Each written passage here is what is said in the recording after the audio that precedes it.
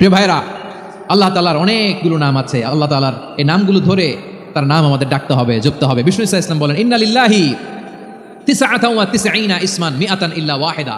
আল্লাহর রয়েছে 99টা নাম, এক কম 100। এক কম না, আমরা বাংলায় বলি না যে এক কম 100, মানে আসলে কয়টা? 99টা। বিশ্বনবী বলেন আল্লাহর 99টা নাম আছে, মিআতান ইল্লা ওয়াহিদা, এক কম 100। মান আহসাহা দাখালাল জান্নাহ, যে ব্যক্তি এই 99 নাম মুখস্থ করে তার সিনার ভেতরে রাখবে, আল্লাহ তাআলা তাকে জান্নাত দিয়ে ধন্য করে দেবে। এবার বলেন, আল্লাহর নামগুলো জানার দরকার আছে না নাই? না, এই নামগুলো আমরা জপব, মুখস্থ করব। এই নামগুলো আগে আয়ত্ত করতে হবে। এই নামের যে অর্থ সেটা অনুধাবন করতে হবে। এই নামের যে দাবি সেটা মানতে হবে। সিবগাতাল্লাহ ওয়া মান আহসানু মিনাল্লাহি সিবগা ওয়া নাহনু লাহু আবিদুন। আল্লাহর রঙে রঙিন হইতে হবে। আমার আল্লাহ দয়ালু, আমরাও দয়ালু হতে হবে।